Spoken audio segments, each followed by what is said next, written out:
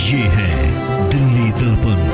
नमस्कार, आप देख रहे हैं दिल्ली दर्पण टीवी। मैं हूं आपके साथ डिम्पल भारद्वाज। आज देश का 72वां गणतंत्र दिवस है, जिसको मनाने के लिए पूरे देश में हर्ष और उल्लास की जो लहर थी वो देखने को मिल रही थी। लेकिन दूसरी ही तरफ किसान आंदोलन ने एक उग्र प्रदर्शन किया, जिसके बाद दिल्ली का जो माहौल है बेहद ज़्यादा खराब हो गया है।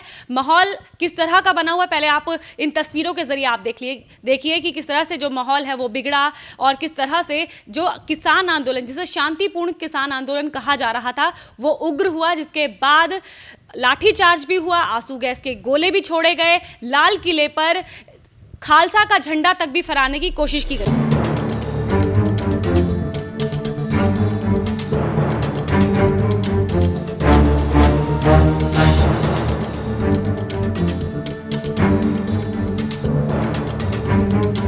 अब इन सब मुद्दे पर हम बात कर लेते हैं अकाली दल मास्टर तारा सिंह ग्रुप के प्रेसिडेंट जसविंदर सिंह मलसिया से। उनसे बात करते हैं। जसविंदर जी, आज किसान आंदोलन ने रैली करने की पहले से ही बात रखी हुई थी और उनको परमिशन भी मिली थी, लेकिन परमिशन का जो समय था वो यही था कि आप जो परेड है, जो गणतंत्र दिवस की परेड है, उसके बाद आप परेड जो अपनी रैली है वो निकाल पाएंगे।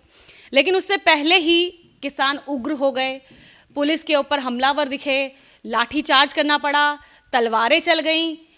इस शांतिपूर्ण प्रदर्शन, जिसे बहुत समय से शांतिपूर्ण प्रदर्शन कहा जा रहा था किसान आंदोलन को, इस उग्र तस्वीरों को आप क्या कहेंगे? देखिए, पहले तो मैं शुरू से ये कहता आ रहा हूँ कि किसानों की मांगें, जो जायज़ मांगें हैं, उनको सरकार को मान लेना चाहिए जल्दी।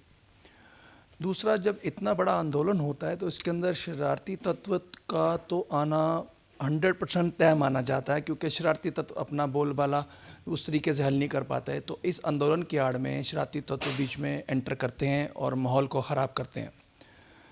और मैं यही सरकार से भी कहा था कि किसान अगर शांतिपूर्वक अपनी रैली, ट्रैक्टर रैली निकालना चाहते हैं तो वो निकालें, सरकार को उनकी इजाज़त दे देनी चाहिए। मैंने बहुत दिन पहले अपना बयान भी दिया था और सरकार ने इजाज़त दी भी।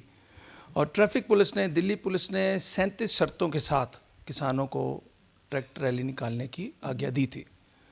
अब उन 37 शर्तों में से मुझे नहीं पता कितनों का पालन हुआ और कितनों का नहीं हुआ। जो मैंने टीवी में देखा, उग्र रूप धारण हुआ। किसान नेता मुझे रोकते हुए दिखे, जो किसान नेता हैं किसानों को रोकते हुए दिखे और किसानों को उन्होंने समझाया, मगर किसान उनके गए थे बाहर से। मुझे नहीं पता वो किसान थे या शरारती तत्व थे। सरकार को इसकी जांच करानी चाहिए, एजेंसी को इसकी जांच करानी चाहिए, क्योंकि जो मोर्चा था, मोर्चा 62वां दिन था आज मोर्चे का, 62 डेज था। किसान बड़े शांतिप्रिय ढंग से बैठे थे, हर बॉर्डरों पे, 3 बॉर्डरों पे बैठे थे और किसानों को वहाँ पे अन्न पूर्ति भंडार की भी कोई दिक्कत नहीं थी। सरकार भी मदद कर रही थी, स्टेट सरकार भी मदद कर रही थी और किसानों को भरपूर अनाज प्राप्त था। वहाँ पे रोटी, खाना पीना, उनकी मेडिकल सुविधा सब दी जा रही थी। मगर आज आप कह रहे हैं कि खाने पीने की उनको कोई कमी नहीं थी, लेकिन बयान ये भी आ रहे थे उनके बीच से निकल के कि हमारे पास खाने पीने के लिए भी अब जो व्यवस्था है वो नहीं है, हमको खाने के लिए भी अब तरसना पड़ रहा है। लेकिन वहीं अगर हम ट्रैक्टर देखते हैं तो ट्रैक्टर, कई लाखों के ट्रैक्टर, लग्जरी ट्रैक्टर्स, जिनके ऊपर ना तो पानी की बौछारों का कोई असर पड़ने वाला था, ना ही अगर उन पर लाठी चार्ज होता है उन ट्रैक्टर्स पे तो उसका कोई असर दिखता, इस तरह के ट्रैक्टर वहां पर इजाद किए गए।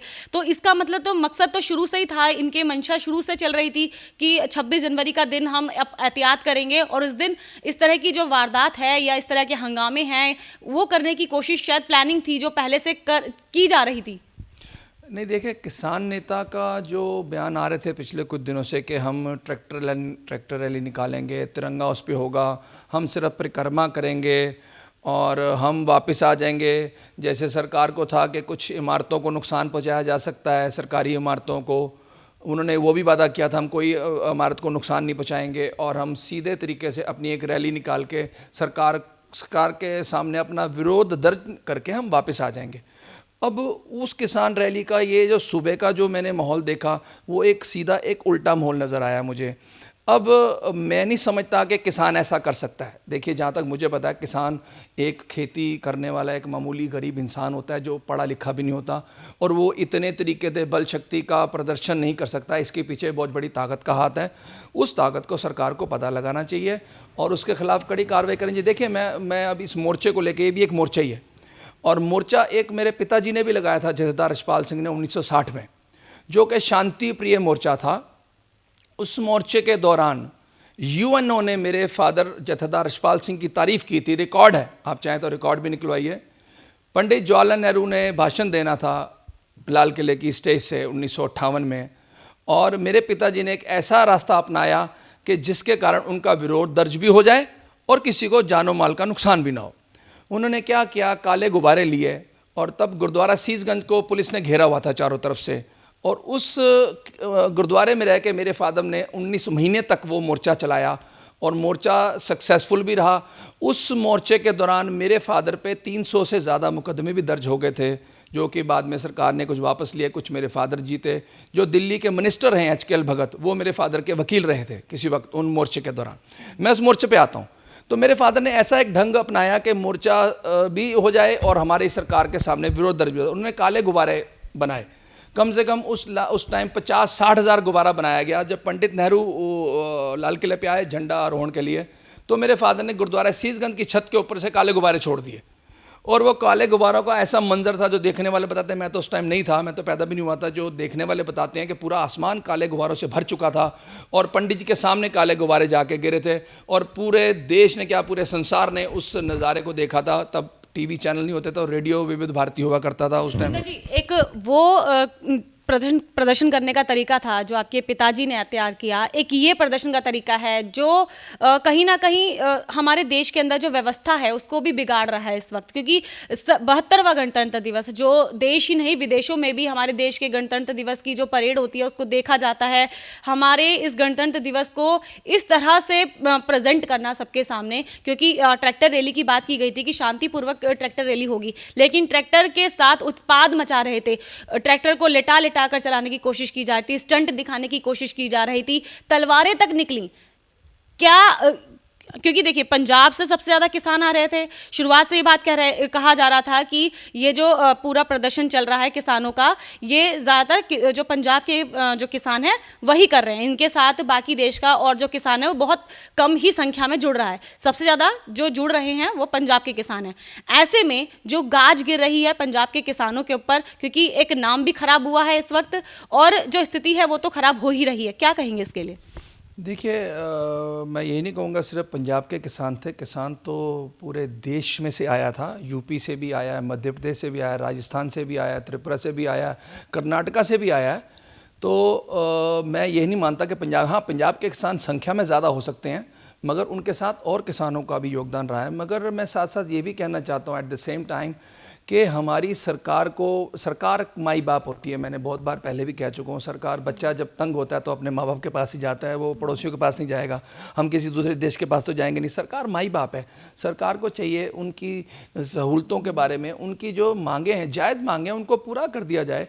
उसमें क्या है, वातावरण भी बहुत ठीक रहेगा। और अब मुझे बहुत दुख हुआ कि आज रिपब्लिक डे पे जो आज हादसा हुआ है, जैसे ट्रैक्टर पुलिस के ऊपर चढ़ाने की कोशिश की है, ट्रैक्टर से बसों को हटाया जा रहा था, मैं समझता हूँ वो किसान नहीं हो सकता, और वो किसान के रूप में कोई उपद्रवीय थे जिनकी सरकार को पहचान करके उनको सख्त से सख्त सजा देनी चाहिए। वो किसी भी धर्म के हों, हिंदू हों, सिख हों, मुस्लिम हो, ईसाई हो, जैन हो, बौद्ध हो, कोई भी हो, उनको सख्त सजा मिले, ताकि आने वाले टाइम में ऐसा आंदोलन उग्र रूप ना हो।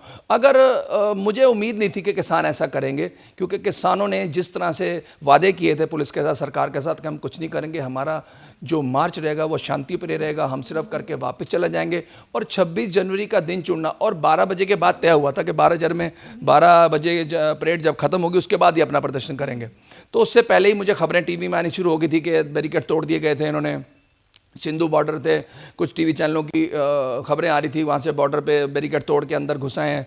तो ये सब नहीं होना चाहिए था। मैं चाहूँगा सरकार इसको जल्द से जल्द समस्या का समाधान करे, ताकि हमारे देश का वातावरण कुछ उपद्रवी और ख़राब ना कर सकें, ताकि किसी को जानो माल का नुकसान है। देखिए, जय जवान जय किसान का नारा है, एक तरफ जवान है एक तरफ किसान है। मुझे बहुत देख के दुख हुआ जो लाल बहादुर शास्त्री जी ने नारा दिया था जय जवान जय किसान का, उसका आज मुझे पूरा उल्ट विरोध होता हुआ नजर आया। मुझे कहीं देश में जवान और किसान तो आमने सामने हो गए, जवान और किसान को आमने सामने नहीं होना चाहिए था। ये बहुत दुख की बात है, वाकई बहुत दुख की बात है। और मैं सरकार से हाथ जोड़ के विनती करता हूँ कि ये समस्या का हल, समाधान जल्द से जल्द निकालें, ताकि आने वाले दिनों में और स्थिति ख़राब ना हो सके। और लोग अपने घरों में जी, आप कह रहे हैं कि आपको उम्मीद नहीं थी कि ये जो प्रदर्शन है वो इस तरह का हो जाएगा, लेकिन जो पुलिस का महकमा है, आला अधिकारी थे पुलिस को, उनको पहले से इस बात की भनक थी कि इस तरह की चीज़ें हो सकती हैं, क्योंकि उनको पहले से इस बात का अनुमान था कि कुछ बैड एलिमेंट्स इस प्रदर्शन के साथ जुड़कर उग्र प्रदर्शन करने की कोशिश करेंगे। और जिसकी तस्वीर आज हमें देखने को भी मिली, लाल किले पर जहाँ पर तिरंगा झंडा हर वक्त फहरता है, वहाँ से तिरंगे को हटाया गया। उसके बाद वहाँ खालसा का झंडा फहरा, जो कि हमारे देश के लिए एक अपमानजनक बात रही। हम खालसा के झंडे को हम किसी भी तरह से कम नहीं समझते, लेकिन सबसे सर्वोपरि जो हमारे लिए होना चाहिए वो देश का झंडा होना चाहिए। इसके ऊपर देखें, दो बातें हैं कि पहली बात तो तिरंगा जो सबसे ऊपर था वो तो लगा ही रहा था, उसको उन्होंने नहीं छेड़ा। और किसानों के हाथ में यही सिर्फ खालसा निशान से भी नहीं था, उनके हाथ में तिरंगा भी था और किसान संगठनों के झंडे भी थे। उन्होंने तीनों फहराए हैं वहाँ पे, निशान साहब भी फहराया, तिरंगा भी फहराया और अपना किसान संगठनों का झंडा भी फहराया। रही बात, आप खालसा की बात करते हैं, तो खालसा तो हमेशा देश की रक्षा के लिए सबसे आगे रहा है। मेरे ख्याल जितनी कुर्बानियाँ खालसा राज ने दी होंगी इस देश को बचाने में, शायद ही किसी ने दी हो। इतिहास आप जान सकती हैं, इतिहास भी आप टटोल लीजिए। और वो जो 21 ब्रिटिश राज में जो 21 सारागढ़ी का साका था, 21 सिखों ने 12,000 से ज़्यादा पठानों को रोक के रखा था और उनको हराया था, सिर्फ 21 लोगों ने। तो ऐसा कहना गलत होगा कि निशान साहब फहराया गया। निशान साहब हमारा नहीं है, सरकार का भी है, आपका भी है, मेरा भी है, सबका निशान साहब है। निशान साहब किसी एक धर्म का नहीं है। और तिरंगा तिरंगा ही रहेगा, तिरंगा तिरंगा रहेगा। निशान साहब हाँ एक धर्म है, वो एक धर्म है, ये एक राजनीति है, ये एक राष्ट्रीय ध्वज है। इसका भी सम्मान होना बहुत ज़रूरी है, उसका भी सम्मान होना बहुत ज़रूरी है। ठीक है, जोश में आके कुछ आदमी होश खो बैठते हैं, तो उसकी मैं सरकार को भी कहता हूँ, वो बच्चे समझ के, माँ बाप जैसे बच्चा गलती करता है तो माँ बाप माफ़ कर देते हैं, चलो बच्चे से गलती हो गई। तो मैं भी समझता हूँ सरकार को इन चीज़ों को अनदेखा करके सरकार को आगे का रास्ता बनाना चाहिए और सरकार ऐसी स्थिति पैदा करे कि मैं समझता हूँ किसान कल ही सुबह अपने घरों को निकल जाएं। जसविंदर जी, एक चीज़ मैं समझना चाहूँगी कि सुप्रीम कोर्ट ने इसमें आदेश दिया कि 1.5 साल तक के लिए ये जो तीनों कानून हैं इसको रोक दिया जाए, यानी कि ये खत्म तो नहीं हुए हैं पूरी तरह से, इन पर रोक लगाई गई है। किसान इस पर भी राज़ी नहीं हुए। एमएसपी की बात कर रहे थे, वो भी उन्होंने कहा कि हम आपकी बात को मानने को तैयार हैं। क्यों किसान सिर्फ इसी बात पे अड़ा है कि तीनों बिल वापस होने चाहिए? क्या आपसी समझौते के लिए कोई बीच का रास्ता निकला नहीं या निकालने की कोशिश नहीं की गई? देखिए, जो सुप्रीम कोर्ट माननीय सुप्रीम कोर्ट का आदेश था कि ये 1.5 साल के लिए इसको स्टे कर दिया गया था और एक कमेटी बना दी गई थी 5 लोगों की। मगर वो किसानों को, जो मैंने टीवी में सुना है, मैं अभी किसानों से मिला नहीं हूँ, ना ही मैं गया हूँ बॉर्डर पे किसी पे, क्योंकि वहाँ हम थोड़ा सा खालिस्तान के ख़िलाफ़ बोलते हैं मेरे पिताजी और हम उग्रवादियों, ताकि हम पे कई हमले भी हो चुके हैं। तो मुझे किसी पुलिस अधिकारियों ने कहा था कि आप उस तरफ को मत जाइएगा, ख़तरा हो सकता है आपको। तो मैं उन चीज़ों को देखते हुए मैं उस तरफ भी नहीं गया। और मैं ये चाहूँगा कि ये जो रास्ता वो तीनों कानून इस करके कह रहे हैं वापस हो, जो मैंने टीवी में सुना है कि ये सरकार हमारे 1.5 साल बाद फिर धोखा होगा, फिर हम दोबारा इकट्ठे होंगे, फिर हम दोबारा सड़कों पे आएंगे, तो हमसे बार बार ये ना हो पाएगा। जो मैंने सुना है टीवी पे, मुझे नहीं पता ये सच है कि झूठ है। तो हम तीनों कानून वापस चाहते हैं, हम एमएसपी को लागू करना चाहते हैं और हम नहीं चाहते कि ये कानून हमारे पे थोपा जाए। अगर सरकार को लगता है कि उनको ये है, अगर सरकार अपनी वकार की लड़ाई को ना समझे और बिल बैठ के समझौता ऐसा करे कि किसानों को बिल्कुल उनके हक में थोड़ी सी बात हो, कोई सरकार भी मान ले, थोड़ा वो झुके, थोड़ा ये। किसान तो कहीं से कहीं तक झुकने को तैयार नहीं है। वो कह रहा है कि तीनों बिल वापस होंगे तभी हम यहाँ से हटेंगे। उन्होंने कहा कि बीच के रास्ता निकालने के लिए ही इतनी, जो अब तक 5 से 6 मीटिंग अब तक हुई, वो बीच का रास्ता निकालने के लिए ही रखी गई थी। लेकिन किसान इसी मांग पर अड़ा है कि तीनों बिल वापस होंगे तभी ये जो प्रदर्शन है वो खत्म होगा।